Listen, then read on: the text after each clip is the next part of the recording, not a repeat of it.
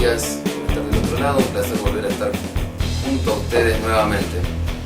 Nuevamente volvemos a tocar un tema álgido, un tema difícil, observado desde una perspectiva bien difícil.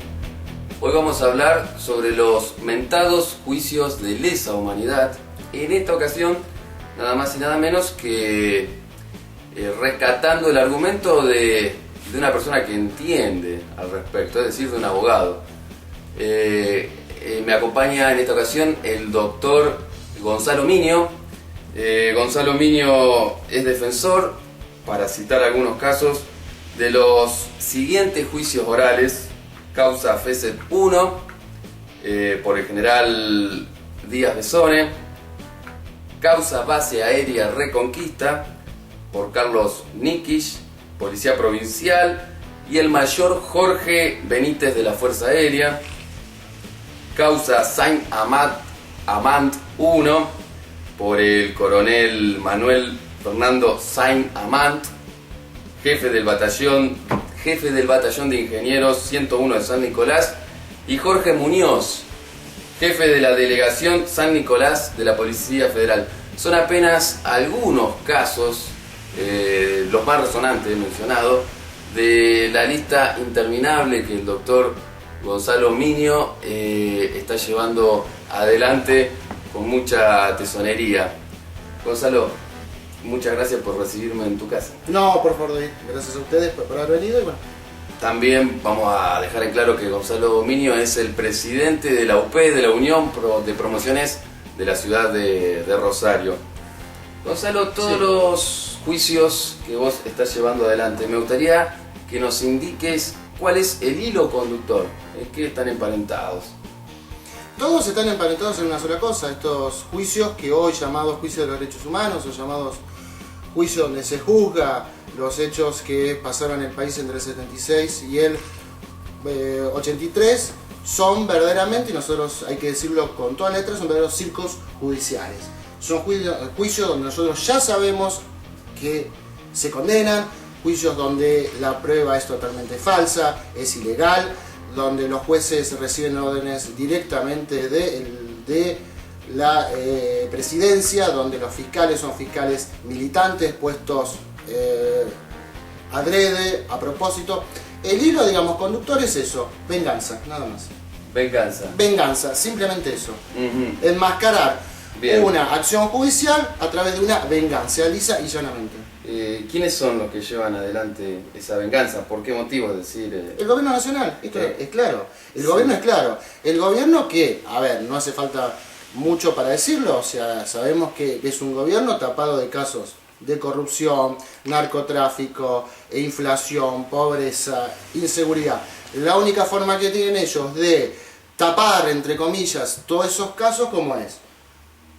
Con los juicios de lesa, lo llamamos juicios de lesa. Entonces, a través de los juicios de lesa contentan a cierto sector de la sociedad, le dan un cierto tinte de legalidad, de búsqueda de la verdad y derecho humano. Entonces, a través de todos estos juicios, y llenan las páginas de los diarios y horas de radio, y convocan a la gente a través de eso. ¿Qué hace? Se tapa todo el resto: narcotráfico, seguridad, corrupción, todo lo peor que puede haber pasado en el país en los últimos años. Disfrazar las grandes falencias de la gestión kirchnerista, de las distintas gestiones kirchneristas. Es que está hecho a propósito y con esa idea.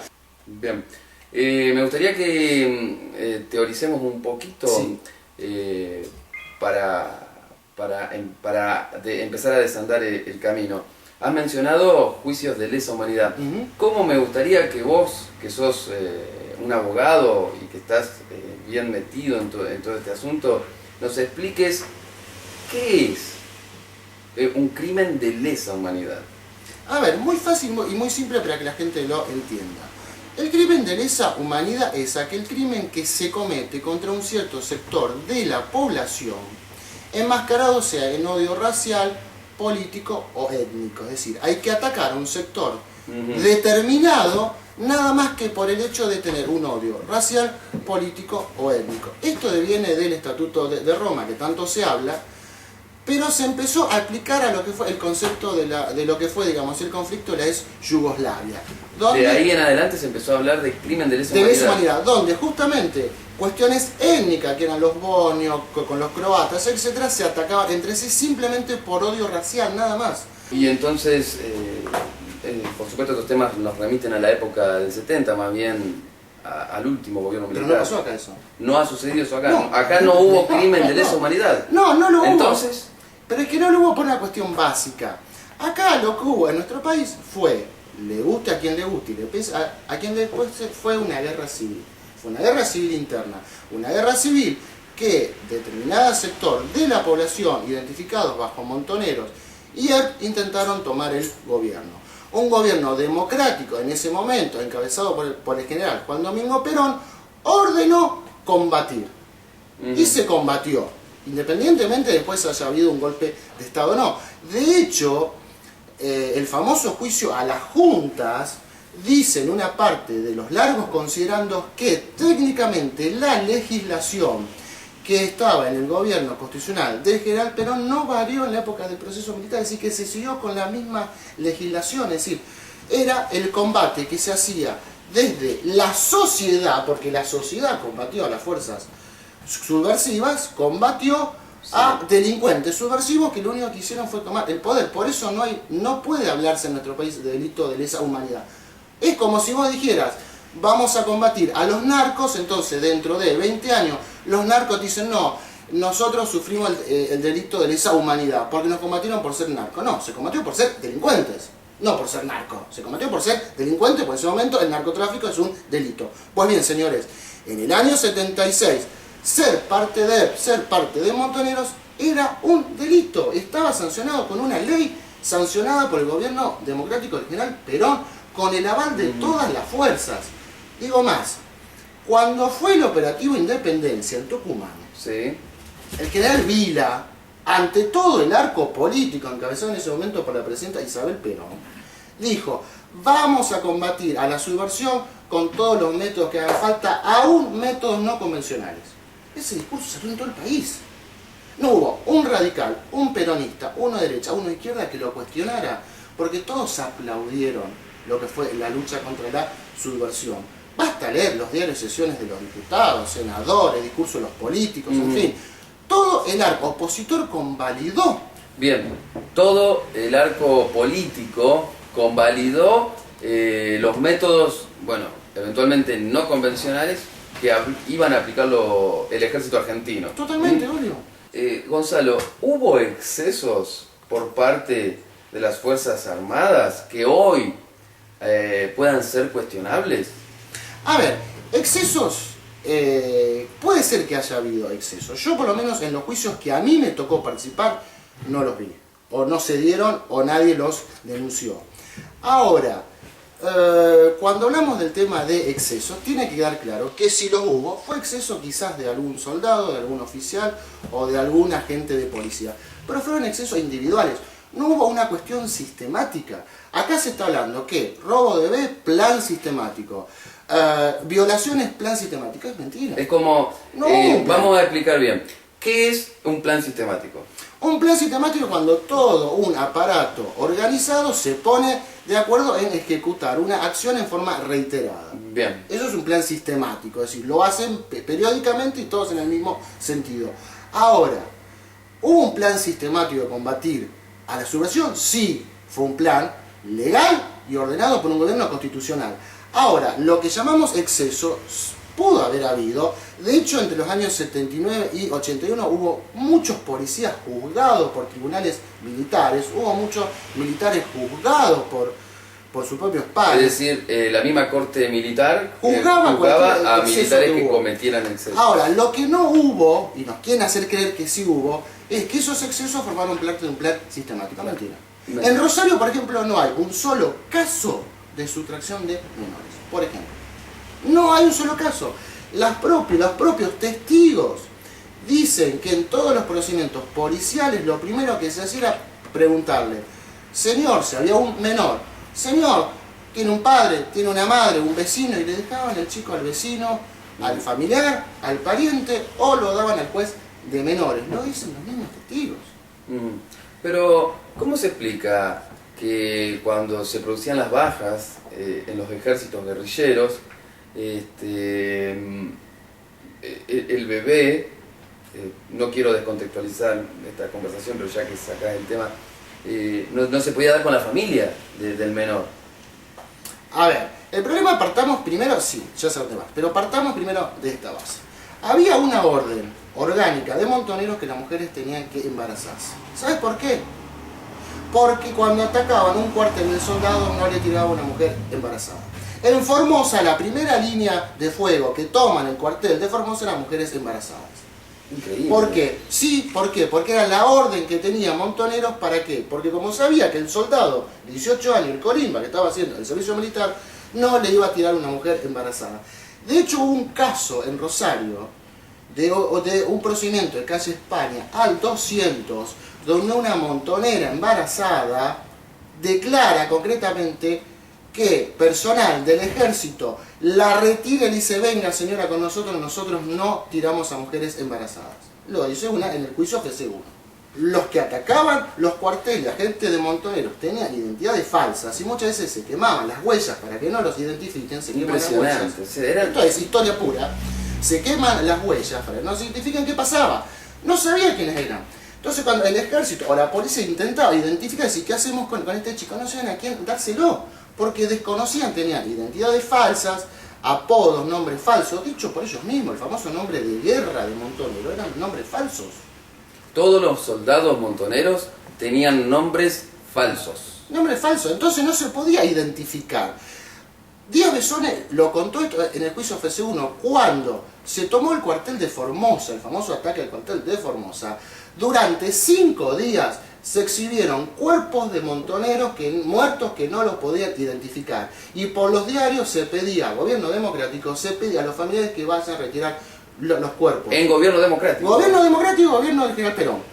¿Sabes cuántos fueron? ¿Cuánto? 0. Nadie fue a buscar esos cuerpos, los enterraron como NN. Ahora, y el ejército no los podía identificar, estaban exhibidos. Mucho, si bien yo investigué, o sea, uno de los temas que más me apasiona en materia periodística es lo que tiene que ver con la época del 70, realmente me encuentro desprevenido respecto de algunas de las cosas que vos decís. Pero esto es historia pura, David. No te estoy contando nada que... No, esta es la historia que no nos cuentan en la escuela, que no hablan en la televisión, que Clarín no se toma la molestia de reflejar jamás. Por lo general, tus defendidos, Gonzalo, son culpables de los crímenes que se le acusan y por lo tanto vos oficiás como un garante de los acusados, o tus acusados son inocentes respecto de los crímenes que les acusan. A ver, lo que pasa es que acá se mezclan dos cosas. Primero se mezcla la verdad histórica por un lado y la verdad jurídica por otro lado. Entonces hacemos una ensalada, o los derechos humanos hacen una ensalada y creen que todo es lo mismo. Si yo me tengo que atener a las constancias judiciales de lo que se puede probar en un expediente judicial como abogado, tengo que decir: señores, todos mis defendidos son inocentes, pues no le han podido probar un solo delito. Pero están presos. Están presos porque hay una orden del gobierno nacional de mantener presos. Un solo ejemplo, David, que te pongo. Por favor. Vos sos juez. Cobras un sueldo. Por participar en los juicios cobras viáticos. Y a su vez, como los jueces se subrogan entre sí, porque bueno, puedes hacer más de un solo juicio con un mismo imputado porque ya adelantas tu opinión, entonces viene otro juez. Ese otro juez que viene cobra el 50% del cargo que ocupa. Te lo hago más simple: si vos cobras 130.000 pesos limpios de pluma y paja, como se dice vulgarmente, con choferes, con viáticos, ¿qué haces? Condeno. Porque los jueces muchas veces, si bien hay algunos que lo hacen en forma ideológica, muchos lo hacen por dinero. Ahora hay un negociado enorme. Terrible, terrible a nivel judicial, Ministerio Público, Defensa Pública. Hay mucho dinero que se está moviendo con todo esto. Terrible, la plata, si vos tras a ver lo que son, bueno, pero mucho más fácil. Son corruptos. Totalmente. Algo que se nos escapó y lo vamos a recuperar es lo que tiene que ver con la cuestión de que las leyes son aplicadas de forma retroactiva. No, bueno, eso ni hablar. Pero es que cuando yo estudiaba periodismo, él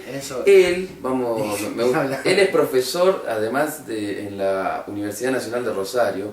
Ya me ha dicho que nunca ha tenido ningún problema, que le va requete bien. Y yo he sido en su momento alumno de periodismo, ¿no? Ujú. Ahí a poquita cuadra, en el liceo 18. Sí, señor. Pucha, che, y qué temas duros que son estos, porque tenés a todo el mundo en contra. Sí. Los profesores mismos. Y yo he tenido profesores que con mucho argumento, que bla, que bla, que bla, me han dicho que sí, es válido, que está bien, que legalmente es correcto, lo que se está haciendo ahora de hacer que una ley sea retroactiva. ¿Qué quiere decir? Cuando se formula una ley, esa ley juzga de ese momento para adelante, Siempre. no para atrás. Lo que ha ocurrido con los militares es que han implementado leyes nuevas Ujú. y que están juzgando cosas para atrás.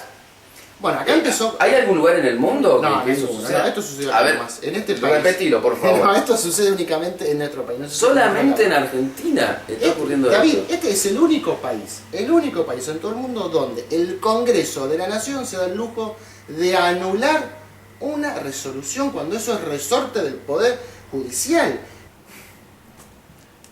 Estos temas cómo tienden a generar cierto escosor. Totalmente. ¿Cuáles son las acusaciones o los argumentos más extraños y por qué no disparatados que vos tenés que refutar o enfrentar en los juicios? Hoy un montón. Por ejemplo, dame ejemplo, yo sé que hay. A ver, ejemplo.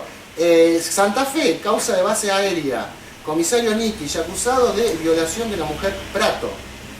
Lo condenaron por la violación. ¿Cuál es el único prueba que había? El testimonio de la mujer Prato. Pues bien, ¿qué declara esta mujer Prato en el juicio? Dice que a ella la sacaban de su lugar de detención, vendada, la llevaban a una casa que no sabe dónde es y ahí la procedían a violar. Que la violaba el jefe de la base aérea, 2 policías de la policía de Santa Fe y un agente de la policía de Santa Fe. Mi pregunta, obviamente, en el juicio fue, bueno, pero ¿usted cómo sabía que era Nikic el que la violaba? Digo, ¿usted estaba vendada? Sí. ¿Usted lo vio? No. Pues bien, ¿cómo supo? Ah, dice, porque cuando terminaban de violarme le decían, che, Nikic, te toca a vos. Gracias, Pérez. Gracias, Pérez. Bueno, Pérez, listo, gracias. Che, Juancito, te toca... Una locura. De una locura galopante. Aparte pedimos informes psiquiátricos, la mujer se ve que estaba loca.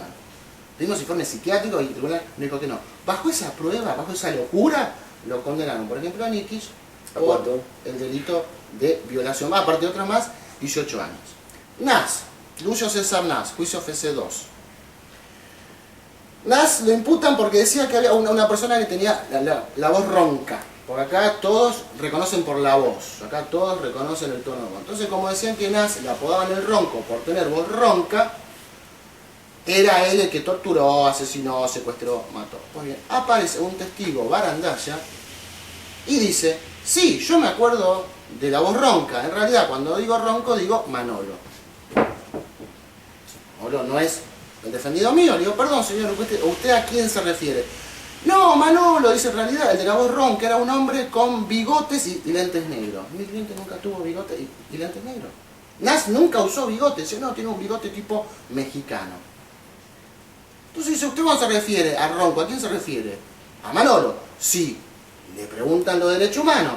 No, bueno, en realidad yo quise decir que Nas también tenía la voz ronca y en realidad yo me lo confundía porque los dos usaban bigote. Cada vez era peor, lo están embarrando cada vez más. ¿Qué terminó diciendo los jueces? Los jueces se dieron el lujo de interpretar el testimonio del testigo barandalla y que no, que en realidad el barandalla se confundió. Ahora, esto es una... Está firmado por los jueces, que en realidad barandalla el testigo se confundió, que en realidad quiso decir Nas, no Manolo, Nas quiso decir, pero no lo dijo. Ah, bueno, pero los jueces interpretaron que sí. De eso te puedo contar 20 historias. Ahora, respecto a estas interpretaciones tan extrañas, se encana a personas. Sí. Y sin un argumento serio, válido, que se pueda sostener, que se pueda demostrar. Sí. Es terrible. Es terrible. Pero a ver. Y los medios, muti, nadie dice nada. Lo más terrible, ¿sabes qué es, David?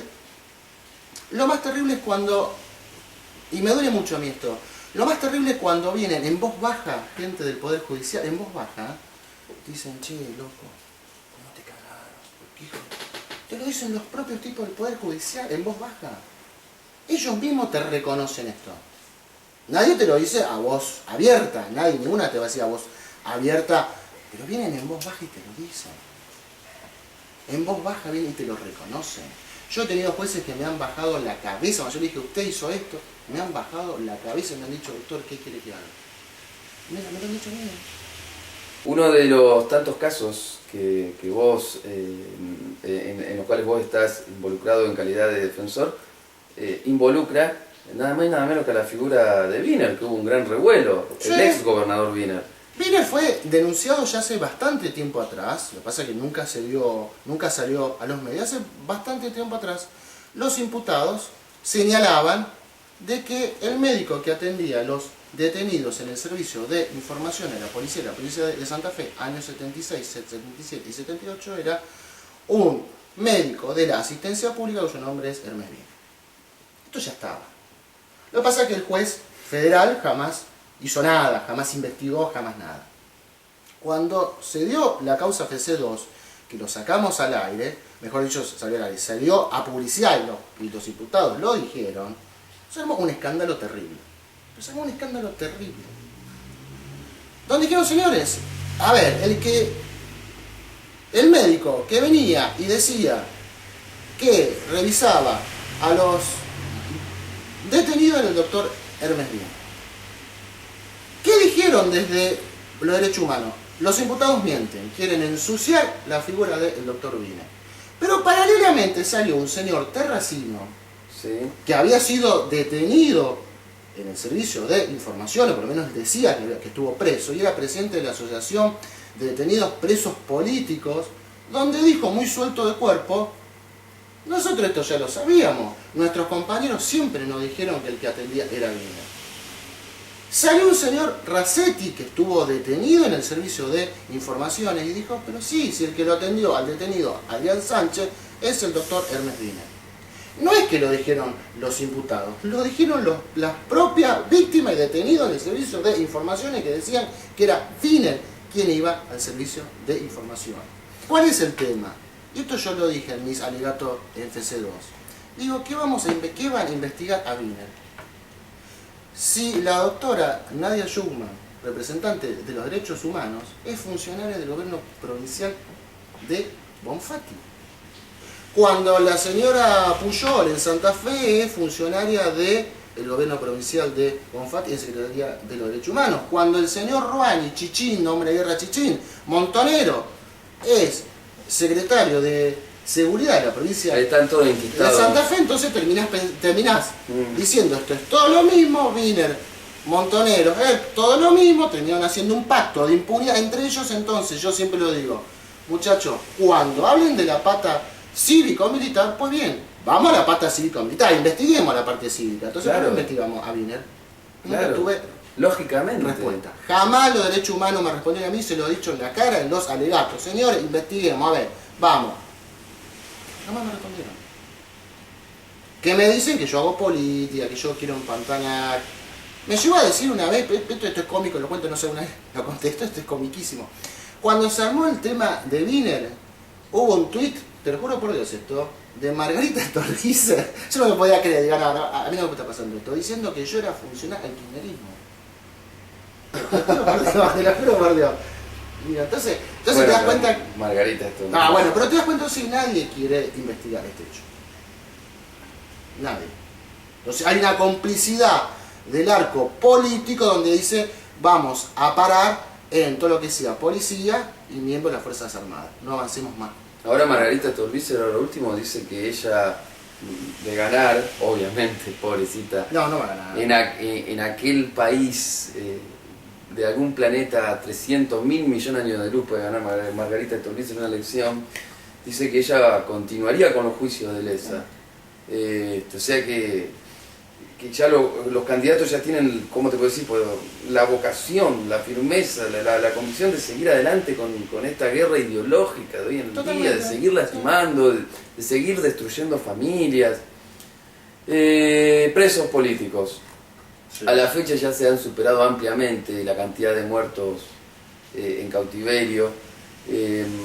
Justamente hoy tengo 2 mails que la Unión de Promociones me manda, distinto horario, expresar condolencias por distintos fallecidos. Debemos estar en el orden de los 320 presos políticos fallecidos.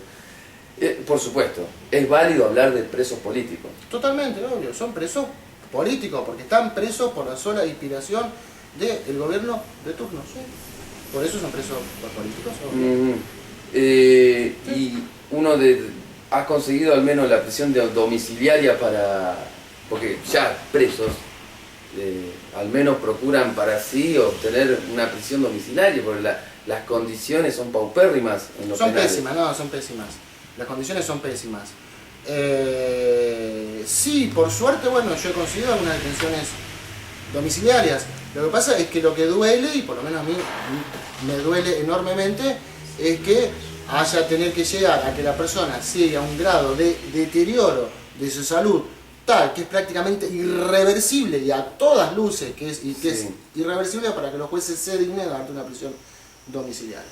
Yo con Sainamán, el caso último con Sainamán, una persona con ACV, 87 años, parálisis facial, parálisis de sus miembros inferiores, parálisis de sus miembros superiores, incontinencia en su cuerpo, movimientos espasmódicos.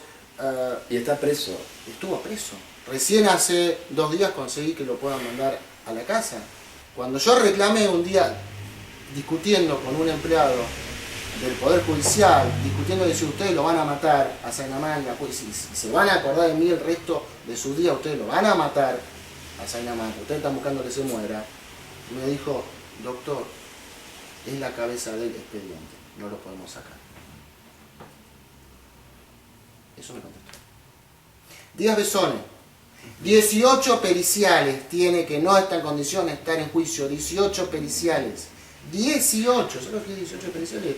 Cuerpo médico forense, desfiló por todos los médicos forenses, por todos los médicos del cuerpo médico forense, por todos pasó, 18 periciales tiene. Me he cansado de pedir el sobrecimiento, digo, muchachos, no va a ir nunca a juicio, por favor.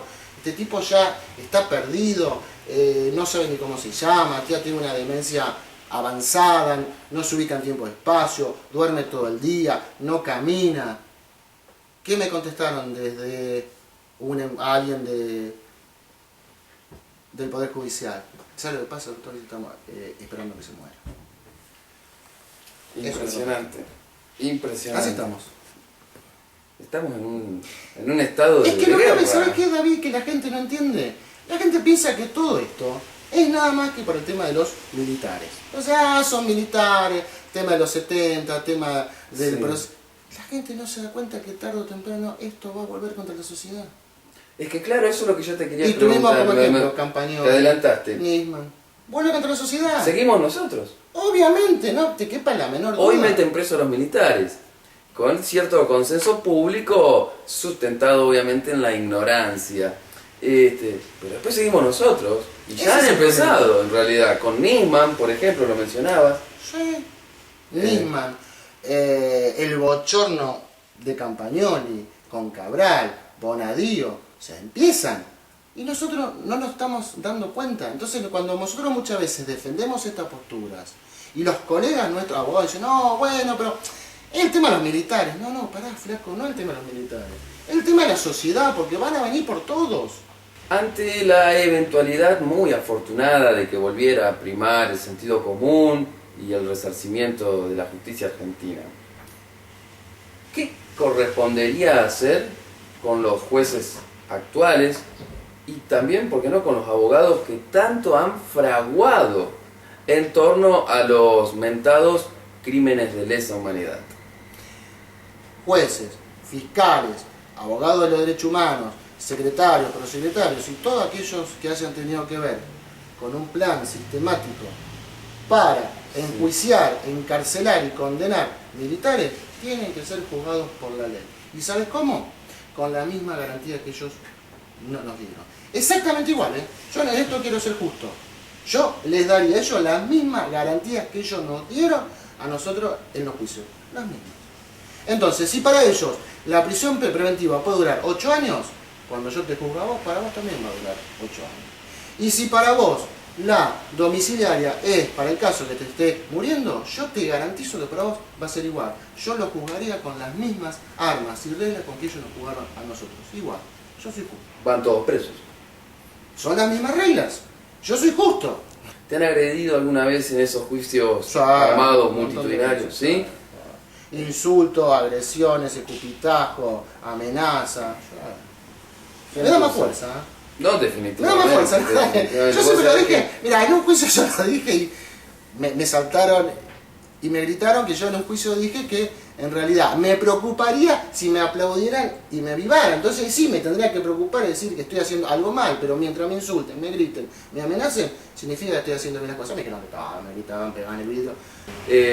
Yo como periodista a mí siempre me ha tocado estar muy solo en lo que respecta a estas cuestiones de los militares de la época del 70, contar la historia desde esta perspectiva, o sea que yo sé lo que es, que te den vuelta la espalda, Sí, que estar no enfrente de compañeros sin idea que te tratan de lo peor, profesores que realmente son pobrecitos. De ahí entiendo que tu labor, cuanto más densa debe ser que la labor de un periodista. Mirá. Por eso es que valga este humilde reconocimiento No, de mi por favor. parte para que te Mirá, sientas que no estás solo. si te sirve, a mí por ejemplo me ha pasado en pleno juicio, si en pleno, cuando fue por ejemplo el tema de Wiener, pleno escándalo de Wiener, me ha pasado sentarme en el bar del Tribunal Provincial Balcarce y Montevideo y gente que se sentaba siempre a tomar café conmigo se levantaba y se iba. Ahí están los amigos. Me pasó. Y yo sé que cuando quien tenga que escuchar esto lo va a entender. Me pasó alguien muy allegado a mí. Yo necesité una vez un favor, porque tenía 2 juicios orales al mismo tiempo, hubo un problema en un juicio oral, yo estaba en Santa Fe, entonces necesité un favor de una persona que me hiciera abogado, que me hiciera un favor de venir a cubrirme en un juicio en Rosario. Y tener que decirme, ¿sabes lo que pasa, Gonza? Yo estoy concursando para juez. Porque resulta que si aparecía figurando en un juicio de ley, le cagaban el cargo de juez. Ha llegado mi mano. Qué difícil. Me ha pasado, pero no, tengo el amor de mi familia, de mis amigos, personas como vos, y con eso me basta y sobra. Y seguimos adelante. Con eso es suficiente. Bueno, comprenderá la gente. Pucha, hay tanto para hablar. Tenemos para hablar horas. Te comprometo para volver Cuando a hacer quieras. un trabajo por el estilo. Seguramente esto va a generar un poco de polvareda. Cuando quieras. Así que por lo pronto te agradezco No, inmensamente. Hace mucho que quiero hacer otra Sí, ya lo Vos sé, sabés sí, que sí. cuánto Pero hace que te siempre fue escribo por culpa mails. mía. Reconozco que siempre fue por culpa mía. Siempre por mis problemas, los juicios, por ir de un lado al otro. Reconozco que siempre fue por culpa mía, pero bueno. Decidí este fin de semana hacerme un tiempo que te lo debía y bueno, no, al contrario, agradecido que me des la posibilidad de hablar con la gente que escucha otra campaña. Gonzalo, muchísimas gracias. Gracias a vos, gracias. Y gracias a vos también. Hasta la próxima.